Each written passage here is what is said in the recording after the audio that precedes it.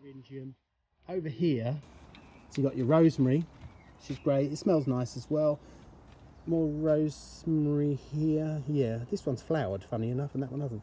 Yeah, it's rosemary. Chives, amazing. You can eat, you know, you can eat it. Obviously, I'd keep half the plant for eating, and then let it go.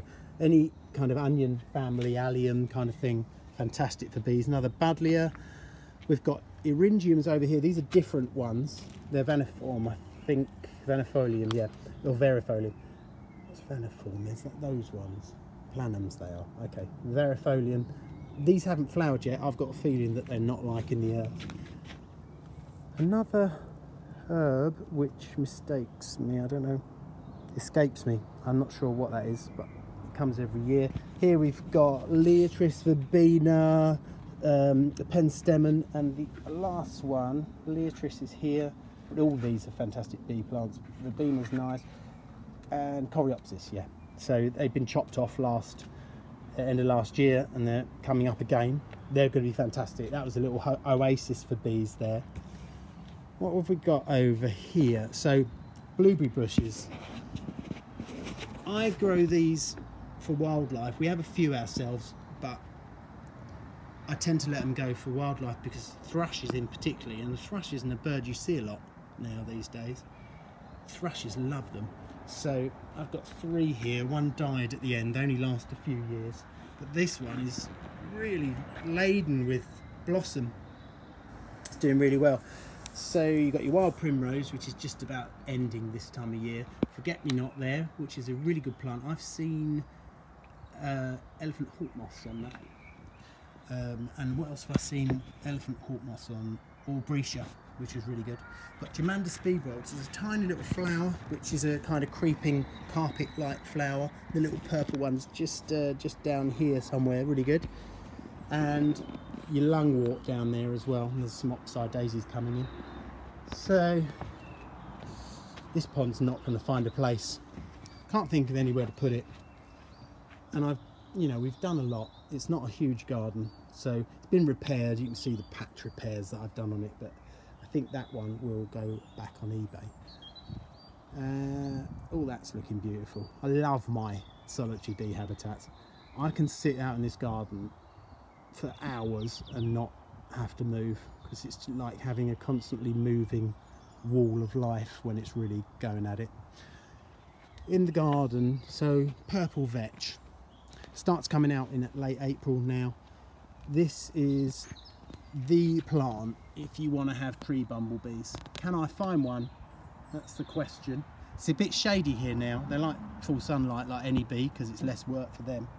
But purple vetch, or any vetch, but this is purple vetch I believe, they love it. You can see the English bluebells behind that still coming out. They're like a woodland edge kind of shady plant. Purple vetch is the way to go if you want those. I haven't got any in this garden, they're just over the fence, but garlic mustard is a food plant of the orange tip, so if you can get some of that, again a woodland edge, kind of shady, they absolutely love garlic mustard. Apple blossom, bees, it's a no-brainer. These are really coming on now, these trees, but you know, any tree that blossoms, plum tree, apple tree, it's going to be really good for, if I can get it focused, really good for bees. And I reckon we're going to have a really good horde of Spartan apples this year. It's really coming on. What else can we show you down here?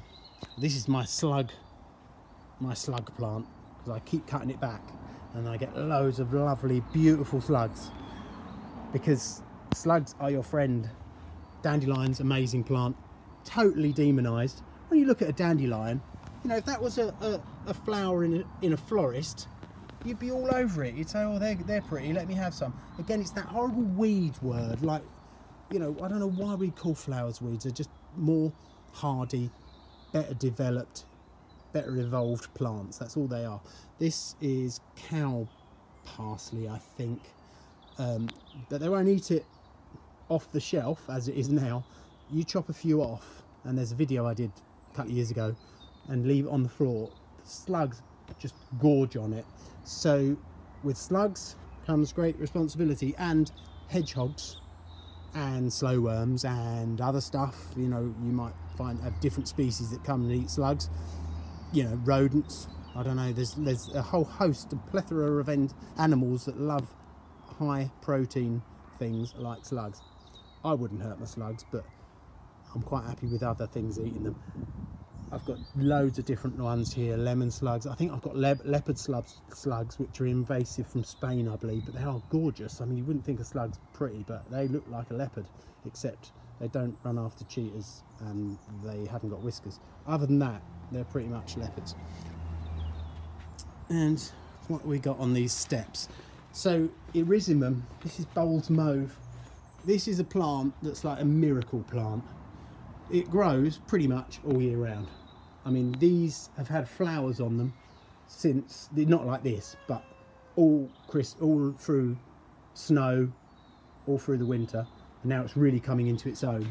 And they will flower like this for, like, at this intensity for a good 6 months, and it hasn't even really got off the ground yet. They do a yellow version, which I have here. There we go. So that's an Erysimum as well. And Hebes, amazing plant for bees. This hasn't flowered yet. Probably not done it any favours putting it in a pot, but I was trying to think of where to do it. These two here and here are Coreopsis ceanothus. Another brilliant, I guess it's a shrub, right? I'm not sure. Plants are not my thing, so anyone sitting there going, this bloke don't know nothing. You're right, I don't. This is amazing blue, big blue bulbs of flowers for bees. Fantastic. And look, this has been in a bag for 2 years and it's doing fine. It'll start flowering. These are the flowers coming through here, and here you can really see they're starting to come on now. And that's honestly, that's covered in bees when it comes out. I haven't done my patio yet, that's why it's disgusting. Nothing gets done in this garden with machinery. Everything is done, including a 9,000 block paving with those little wire things and a brush. That's how everything gets cleaned, and there's a good reason for that, because chemicals kill everything. They cost a load of money, and I can do the huge front block patio in a day, about 6 hours, including brushing it off. And you know what, the chemicals cost about 100 quid, so I have to work 6 hours, 8 hours to make that money back. So it's false economy. You know, it's exercise as well. Get this, that's £2, that little brush on the left, and the brooms I'm recycled, so that's all it cost me, and a bit of elbow grease. So get out there and do it, because it's not worth destroying the planet just to make something easy. So we've got honeysuckle here. It's a great plant for moths in the evening and bees during the day. I've seen solitary bees on that. And solanum, I think that's a potato, part of the potato family. Another really good plant for bees, a bit like borage. That's in the same family, I believe. So there's a really quick tour of the garden. We haven't been up the top, but I've kind of done that in the last few videos. So if I can get this focused, here we go. There we go. So I hope you enjoyed that. It's a bit of a mishmash, but me talking endlessly. Oh, there's a tree bumblebee. Before we go, tree bumblebee alert. I'll show you one of these guys. They're gorgeous. And they are the ones that nest in blue tit nests and other nests. I've only heard of blue tits, but they will inhabit a blue tit nest later in the year. So if you have a nest box and you have blue tits in it, or indeed any other birds, don't immediately clean out the nest. Leave it, because you might get a tree bumblebee nest in there. So I'll just lean in a bit so you can see him. Yeah, that is a tree bumblebee right there. And they love any bee that's willing to come out, you know, getting on later in the evening when it's cold for food, must be attracted to something. And when in about 3 weeks I'll take another video. This area here is quite literally buzzing. I've seen 25 tree bumblebees in there. So I hope you enjoyed that. Let me know about that orchid, and I will think of the next little project to do. There's always stuff going on. And well, I'll tell you what I'll do. I'll make this video live now, and then tomorrow I'll decant that micro pond into there and we can see what's in it. Oh, but before I go, This pond hasn't got, the only thing that allowing this little pea bug to die for would be just to see it happen. So we're not going to do that. We're going to save him. There's nothing in there at the moment, so the poor little bugger would meet an end for no good reason. Having said that, how that's happened I don't know. We've got a baby newt in there. Can you see him?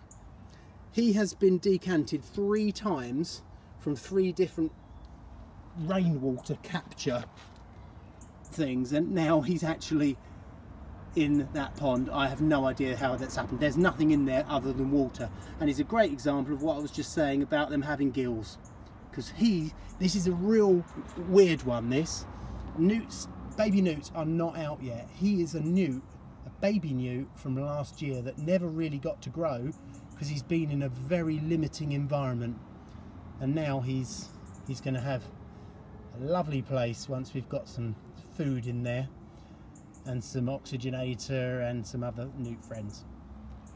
So thanks for watching.